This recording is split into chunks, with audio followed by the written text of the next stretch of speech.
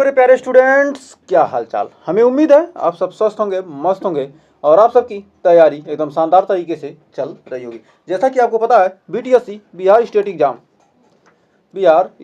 Exam के staff nurse की तैयारी हम कर रहे हैं एकदम शानदार तरीके से।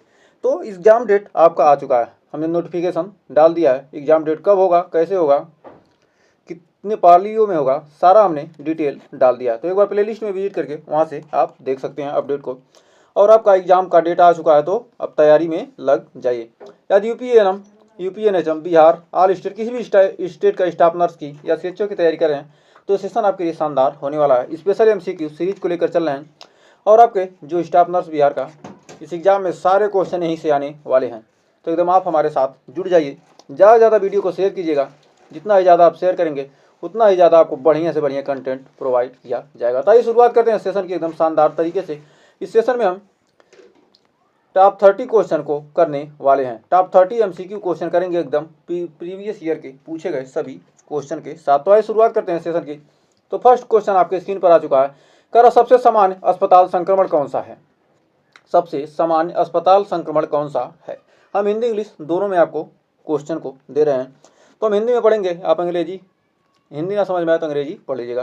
कह skin infection, urinary tract infection या गैस्ट्रोएंटेराइटिस या माउथ इन्फेक्शन।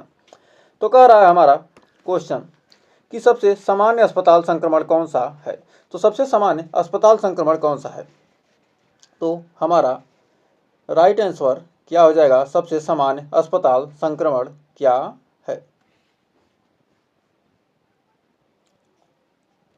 तो सबसे सामान्य अस्पताल संक्रमण क्या है? जल्दी से इसका आंसर कमेंट बॉक्स में दीजिए। तो हमारा इसका राइट आंसर हो जाएगा ऑप्शन नंबर बी, यूटीआई यानी यूरिनरी ट्रैक्ट इन्फेक्शन। तो क्या हो जाएगा हमारा? Urinary tract infection. तो सबसे सामान्य अस्पताल संक्रमण क्या होता है? UTI is the most common nosocomial infection due to क्या है? Due to catheters. मूत्र मार्ग संक्रमण सबसे सामान्य अस्पताल में होने वाला संक्रमण होता है, विशेषकर कैथेटर के उपयोग से। क्या होता है? कैथेटर के उपयोग से क्या होता है? सबसे सामान्य संक्रमण कहाँ होता है? अस्पताल में मूत्र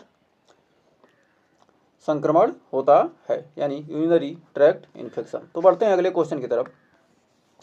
तो अगला क्वेश्चन कह रहा है आईवी फ्लूइड ड्रिप की दर क्या प्रभावित करती है? What affect the tract of IV fluid drip? रंग या बैग की ऊंचाई या नर्स का अनुभव या स्टेथोस्कोप। तो कह रहा है आईवी फ्लूइड ड्रिप की दर क्या प्रभावित करती है? तो हमारा राइट आंसर यहाँ पर क्या हो जाएगा? तो हमारा ऑप्शन नंबर बी हो जाएगा, बैग की ऊंचाई, हाइट ऑफ बैग। कह ग्रेविटी का द्वारा प्रवाह दर नियंत्रित होती है। ग्रेविटी द्वारा क्या होता है? प्रवाह दर क्या होती है? नियंत्रित होती है। बैग जितना ऊंचा उतनी तेजी से क्या होगा? ड्रिप होगी। तो उम्मीद है यहाँ तक कोई डाउट नहीं होगा। बढ़ते हैं अगले क्वेश्चन की तरफ। तो अगला क्वेश्चन देखिए क्या कह रहा है। टेटनस के लिए जिम्मेदार जीवाणु कौन सा है? Which bacteria is responsible for tetanus? Clostridium perfringens या क्लोस्ट्रीडियम टेटानी या इस्केरिचिया कोली या बैसिलस एंथ्रेसिस। तो हमारा कह टेटनस के लिए जिम्मेदार जीवाणु कौन सा है? तो टेटनस के लिए हमारा जिम्मेदार जीवाणु होता है option number B, Clostridium tetani. Clostridium tetani tetanus का क्या होता है? कारण बनता है। नेक्स्ट अगला क्वेश्चन कह रहा which vitamin enhance iron absorption? कौन सा विटामिन आयरन के अवशोषण को बढ़ाता है? Vitamin A, vitamin D, vitamin C या विटामिन के? तो कौन सा विटामिन है जो आयरन के अवशोषण को क्या करता है? बढ़ा देता है, आयरन को अवशोषित करने में मदद करता है। तो हमारा विटामिन सी आयरन के अवशोषण को क्या करता है? बेहतर बनाता है। तो बढ़ते हैं आगे।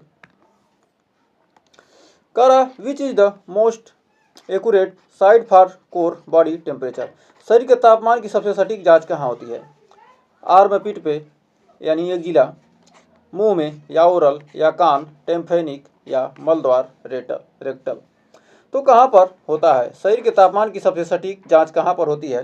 तो हमारा राइट आंसर हो जाएगा ऑप्शन नंबर डी, मल द्वार। तो कह रहा रेक्टल तापमान शरीर के रेक्टल तापमान शरीर के आंतरिक तापमान का सबसे सटीक मानक है। नेक्स्ट अगला क्वेश्चन देखिए क्या कह रहा है, कोमा की स्थिति में ग्लूकोज आईवी में क्यों दिया जाता है। तो कह रहा ऊर्जा के लिए, फॉर एनर्जी, या दर्द कम करने के लिए, या हाइड्रेशन के लिए, या प्रोटीन आपूर्ति के लिए। तो कह रहा है कि कोमा की स्थिति में ग्लूकोज आईवी में क्यों दिया जाता है। तो हमारा राइट आंसर हो जाएगा ऑप्शन नंबर ए, ऊर्जा के लिए। कह रहा ब्रेन को ग्लूकोज ऊर्जा के रूप में चाहिए होता है, विशेष रूप से हाइपोग्लाइसीमिया के समय। नेक्स्ट अगला क्वेश्चन कह रहा है दस्त में कौन सी इलेक्ट्रोलाइट की कमी होती है। Potassium, calcium, magnesium, phosphate. तो कौन से इलेक्ट्रोलाइट की कमी होती है किसमें, दस्त में। तो दस्त में पोटेशियम की कमी यानी हाइपोकैलेमिया होता है। तो हमारा राइट आंसर होगा पोटेशियम की कमी यानी ऑप्शन नंबर ए हो जाएगा हमारा राइट। तो बढ़ते हैं आगे। तो अगला क्वेश्चन क्या कह रहा स्पाइनल एनेस्थीसिया के बाद कौन सी पोजीशन उचित है। होलर्स पोजीशन, या ट्रेंडलबर्ग पोजीशन, या सपाइन पोजीशन, या लेफ्ट लेटरल। तो कह रहा है कि स्पाइनल एनेस्थीसिया के बाद कौन सी पोजीशन उचित है। तो हमारा राइट आंसर होगा option number C, supine position. कह रहा CSF रिसाव के लिए, CSF रिसाव से बचाव हेतु मरीज को सीधे क्या किया था, लिटाया जाता है। तो हमारा हो जाएगा supine position. Prevents headache due to CSF। Next अगला क्वेश्चन क्या कह रहा which solution is used for burn dressing. कह रहा जलन की ड्रेसिंग में कौन सा घोल प्रयोग किया था। नॉर्मल सैलाइन, या सिल्वर सल्फाइड डायाजाइन, या एल्कोहल, या बीटाडीन। तो क्या हो रहा है जलने पर, यदि जलन हो रही है तो ड्रेसिंग में कौन सा घोल का प्रयोग यूज किया जाता है। तो हमारा राइट आंसर का ऑप्शन नंबर बी, सिल्वर सल्फाडिजाइन।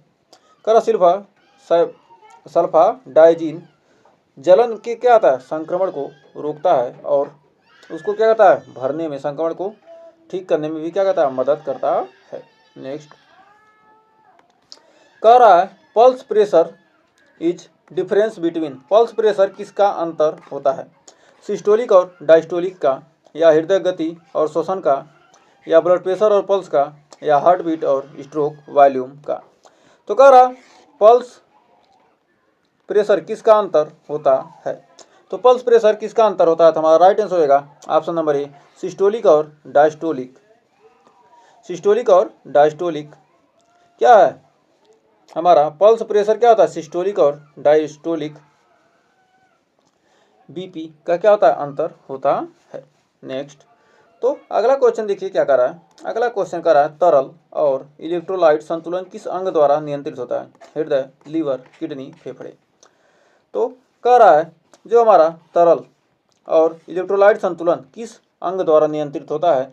तो हमारा राइट आंसर हो जाएगा ऑप्शन नंबर सी, किडनी के द्वारा। किडनी रक्त को क्या करती है, फिल्टर कर तरल व इलेक्ट्रोलाइट संतुलन को क्या करती है, बनाए रखती है।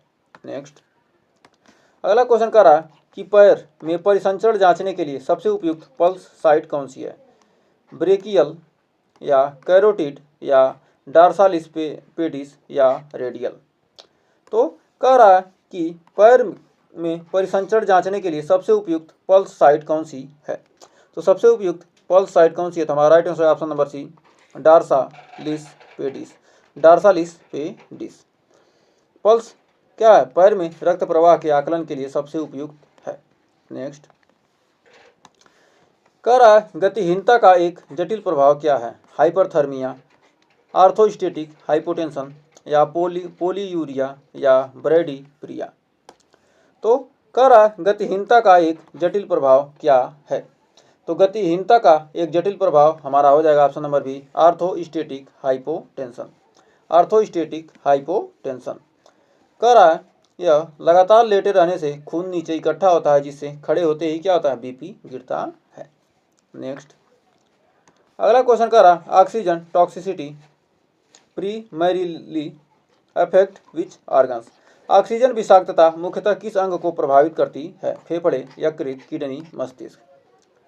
तो कह रहा है oxygen toxicity primarily affect which organ. Oxygen विषाक्तता मुख्यतः किस अंग को क्या करती है, प्रभावित करती है। तो हमारा राइट आंसर होगा ऑप्शन नंबर ए, फेफड़े, यानी लंग्स को क्या करती है, प्रभावित करती है। अत्यधिक ऑक्सीजन क्या करती है, फेफड़ों को एल्यूयोलर संरचना को क्या करती है, नुकसान पहुंचाती है। तो बढ़ते हैं आगे। अगला क्वेश्चन कह रहा है कि रक्तचाप मापने की सही विधि क्या है। किसी भी हाथ में कफ कसकर या मरीज को खड़ा करके मापें या बैठाकर हाथ हृदय स्तर पर या चलते समय नापें। तो हमारा राइट आंसर होगा रक्तचाप मापने की सही विधि क्या है। तो रक्तचाप मापने की हमारी सही विधि होती है ऑप्शन नंबर सी, बैठाकर हाथ हृदय स्तर पर, sitting arm at heart level.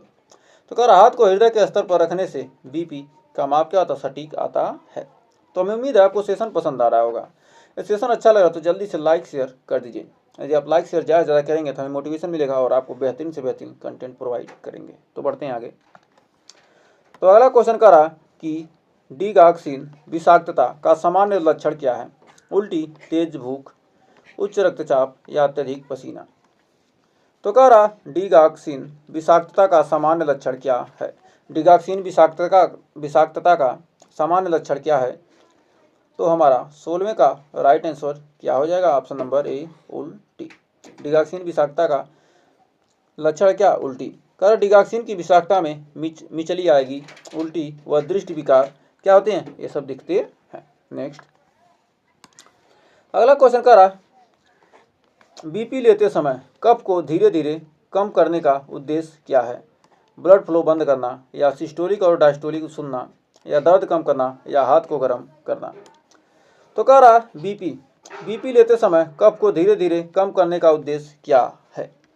तो बीपी लेते समय कफ को धीरे धीरे कम करने का मतलब होता क्या है। तो हमारा राइट आंसर धीरे धीरे कम करने का उद्देश्य होता है क्या, सिस्टोलिक और डायस्टोलिक क्या करना, सुनना।